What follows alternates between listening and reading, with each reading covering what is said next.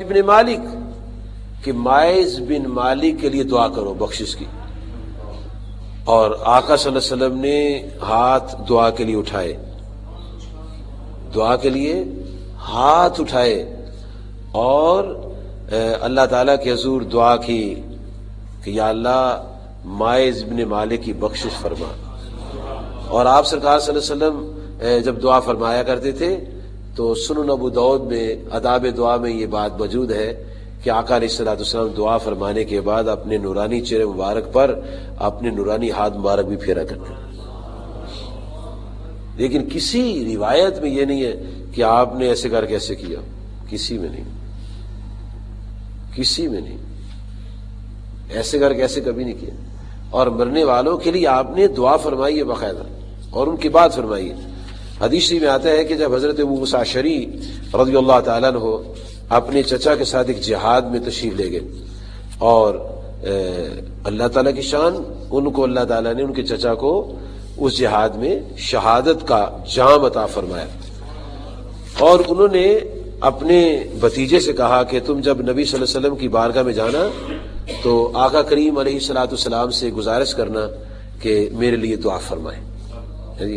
چنانچہ حضرت ابو موسیٰ اشعری رضی اللہ تعالیٰ عنہ جب نبی صلی اللہ علیہ وسلم کی بارگاہ میں حاضر ہوئے تو انہوں نے عرض کیا یا رسول اللہ صلی اللہ علیہ وسلم، میرے چچا جی نے آپ سے گزارش کی تھی کہ میرے لیے دعا فرمائیے۔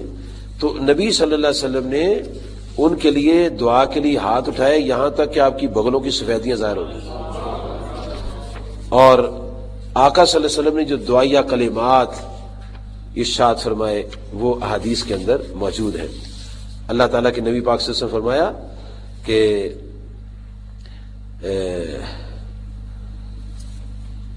اللہم اغفر لعبید ابن عامر، اے میرے اللہ عبید ابی عامر کی بخشش فرما۔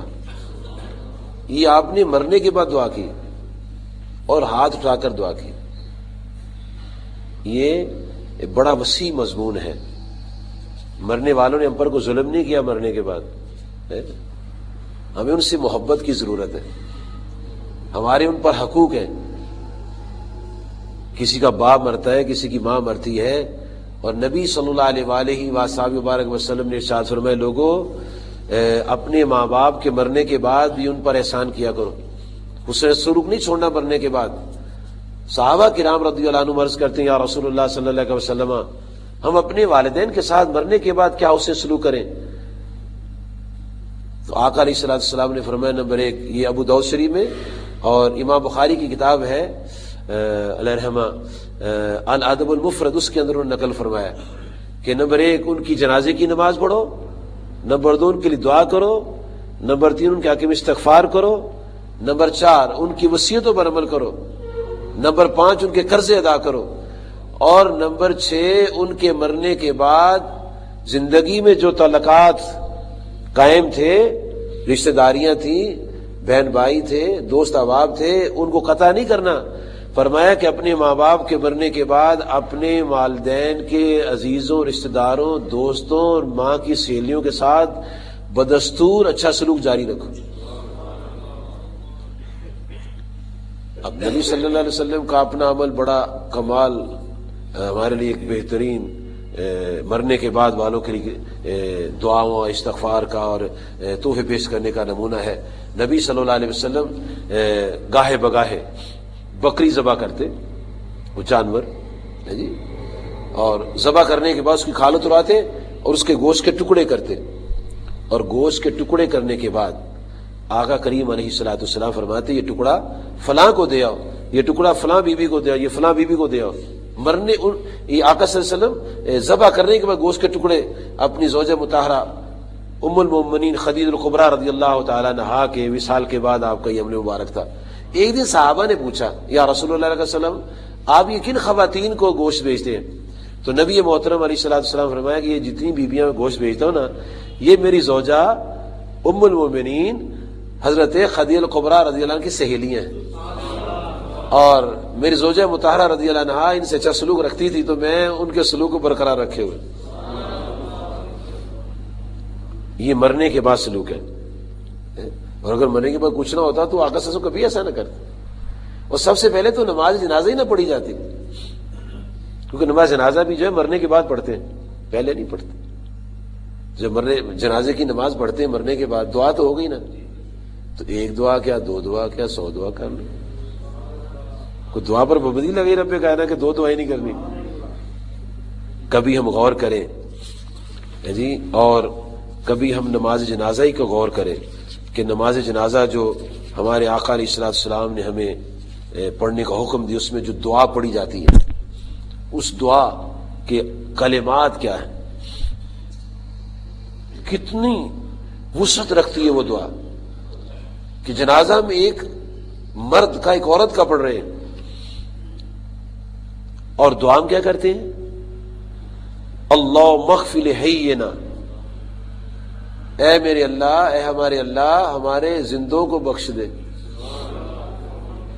یہ دعا ہم کر رہے ہیں، اپنے زندوں کے لیے بخشش کی دعا کر رہے ہیں، یا اللہ ہمارے زندوں کو بخش دے. وَمَيِّتِنَا، ہمارے مردوں کو بخش دے. بھی جنازہ تو ایک بڑا ہے، سامنے ایک ہی چارپائی ہے نا، زیادہ 2 3 4 ہوں گی، کبھی 2 4 جنازے اکٹھے ہو جاتے ہیں. تو یہ جو میت ہے نا، یہ کون ہے؟ اگر مرنے والوں کے لیے دعا نہ ہوتی کہ ان کے مرنے کے بعد دعا نہیں کرنی چاہیے، تو پھر یہ جنازے کی نماز کی دعا کیا ہے؟ یہ پرٹیکولرلی اس کے لیے تو نہیں ہو رہی، خاص اس کے لیے تو نہیں ہو رہی، یہ تو جمی زندوں کے لیے اور جمی فوت شدہ کے لیے دعا ہے. اللہم اغفر لحینا و میتنا.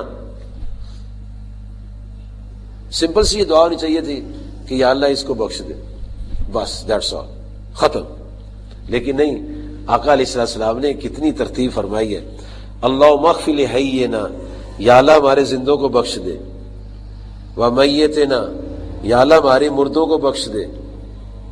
ایسے ہی ہے نا جناب. و شاہدنا، ہمارے حاضر کو بخش دے. و غائبنا، ہمارے غائب لوگوں کو بخش دے. و صغیرنا، ہمارے چھوٹوں کو بخش دے. و کبیرنا، ہمارے بڑوں کو بخش دے. و ذکرنا، ہمارے مذکروں کو بخش دے. و انسانا، ہماری عورتوں کو بخش دے. اللہم من احییت منا فاحینا الاسلام، یا اللہ جو ہم میں سے زندہ ہیں ان کو اسلام پر زندہ رکھ. ومن توفیتہ منا فتوفہ علی الایمان، اور جن کو تو فوت کرے ان کو ایمان کے ساتھ فوت فرما. تو یہ تو سارے جہان کے لیے دعا آ گئی. اب یہ دیکھیں کہ ایک جنازے کی نماز اب پڑھی ہے، تو 5 منٹ کے بعد ایک اور جنازہ آ گیا، پھر بھی یہی پڑھیں گے نا دعا. تو کیا اس میں اس کو ڈیلیٹ کر دیں گے ان کلمات کو کہ اللہ پرانے مردوں کو نہ بخشنا، اس نئے کو بخش دو؟ یہ ورڈز ڈیلیٹ کر دیں گے، اس میں سے اس کو خارج کر دیں گے، نکال دیں گے. ہر 5 منٹ کے بعد جنازہ قبرستانوں میں آ رہا ہے جی، ہر منٹ کے بعد، 10 منٹ کے، آدھ گھنٹے کے بعد آ رہا ہے. یہ دعا پڑھی جاتی ہے جس میں پہلوں کی بخشش پہلے دعا ہو رہی، پہلوں کی بخشش کی شروع میں دعا ہو رہی. نبی کریم صلی اللہ علیہ وآلہ وآلہ وسلم نے، آپ نے تو امت پر اتنا کرم فرمایا ہے کہ نبی صلی اللہ علیہ وسلم فرماتے ہیں کہ جب تم مرنے والے کی تعریف کرتے ہو نا، تو اللہ تعالیٰ اس کا بھی اسے ثواب عطا فرماتا. مرنے والے کو ثواب پہنچتا ہے. حضرت ابو ہریرہ رضی اللہ تعالیٰ عنہ سے روایت ہے، نسائی شریف کی حدیث ہے، جلد نمبر 1 صفحہ 273، ابن ماجہ صفحہ 108، مسند احمد جلد 2 صفحہ 528، اور ابو داؤد جلد 1 صفحہ 105. ابو ہریرہ رضی اللہ تعالیٰ فرماتے ہیں کہ لوگ ایک جگہ کھڑے تھے، بیٹھے تھے، ایک جنازہ گزرا. فَاسْنُوا عَلَيْهَا خَيْرًا، تو لوگوں نے بڑے اچھے کلمات سے اس کو یاد کیا، تعریف کی اس کی کہ کیا کمال آدمی تھا، یہ بہت اچھا آدمی تھا، اس کے معاملات اچھے تھے، عبادات اچھی تھیں، ہم سائنس سلوک اچھا تھا، میل برتن اس کا اچھا تھا، یہ بہت نائس آدمی تھا، بہت اچھا اور بڑا کمال آدمی تھا، اور کسی کو اذیت نہیں پہنچاتا تھا، نہ زبان سے نہ ہاتھ سے، بڑا بہترین مسلمان تھا. فقال رسول اللہ صلی اللہ علیہ وسلم وجبت، تو نبی صلی اللہ علیہ وسلم فرمایا وجبت. صحیح مسلم میں آتا ہے وجبت وجبت وجبت، 3 دفعہ فرمایا. پھر ایک اور جنازہ گزرا،